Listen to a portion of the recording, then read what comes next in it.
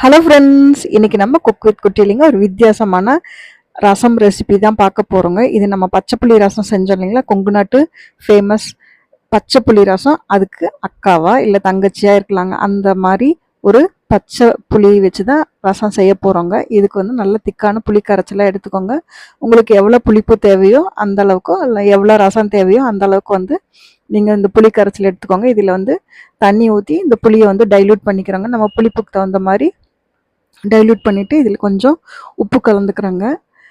இது வந்து நம்ம பாட்டி எல்லாம் செஞ்ச மாதிரி ஒரு ரசம் தாங்க இது. அதெல்லாம் நம்ம மறந்துட்டோங்க. இப்போ அதெல்லாம் நம்ம வந்து கம்பேக் கொண்டு வந்துட்டுருக்கோங்க.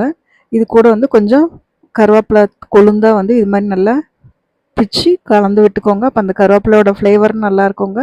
ரசமும் நமக்கு கருவேப்பிலையும் நமக்கு சாப்பிட்ட மாதிரியும் இருக்குங்க. நல்ல கொழுந்து தலையாக இது மாதிரி கருவேப்பிலையும் கொத்தமல்லியும் கூட கலந்து விட்டுருங்க. இப்போ நம்ம கரண்டியில் தான் இந்த தாளிப்பு போட்டுக்க போகிறோங்க.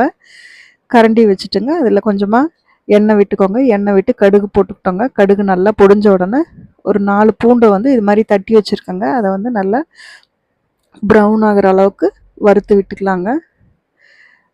பூண்டு வந்து ஆப்ஷனல் தாங்க, வெறும் வெங்காயம் மட்டும் போட்டு தாளிச்சாவே நல்லா இருக்குங்க. பூண்டு போட்டு செஞ்சால் இன்னும் நல்ல ஃப்ளேவராக இருக்குங்க. இப்போ நான் ஒரு 10 சின்ன வெங்காயத்தை வந்து பொடியாக கட் பண்ணி வச்சுருக்கோங்க. அதை வந்து இது கூட சேர்த்துக்கிறேங்க. இந்த ரசத்துக்கு ஃப்ளேவரே இந்த சின்ன வெங்காயம் தாங்க. சின்ன வெங்காயம் இல்லைன்னா நீங்கள் பெரிய வெங்காயம் கூட போட்டுக்கலாங்க. கரண்டி வந்து அந்த காலத்தில் ஒரு அலுமினிய கரண்டி மாதிரி இருக்குங்க. அந்த கரண்டி வச்சு தான் எல்லா தாளிப்பும் செய்வாங்க. அதை தாளித்து அப்படியே புளியில் ஊற்றுறதுனால இதுக்கு பேர் வந்து கரண்டி ரசம் வந்திருக்கலாங்க.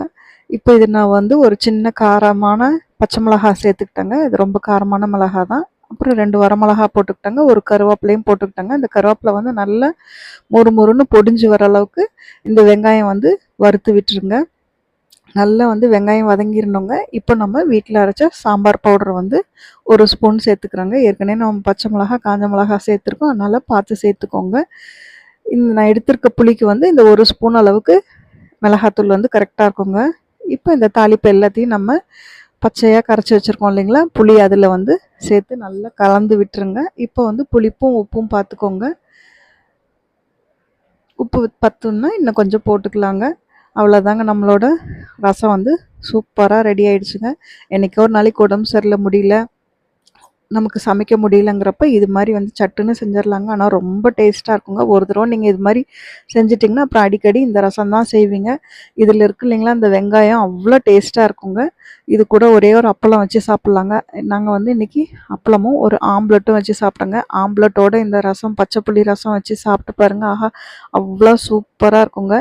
கொங்கு நாட்டு ஸ்பெஷல் பச்சை புளி ரசம் மாதிரி இது வந்து கொங்கு நாட்டு ஃபேமஸ் கரண்டி ரசங்க. ரெசிபி சேவ் பண்ணி வச்சுட்டு கண்டிப்பாக நீங்கள் ட்ரை பண்ணி பாருங்கள். அப்புறம் உங்கள் வீட்டில் அடிக்கடி இதை தான் செய்வீங்க. தேங்க்யூ.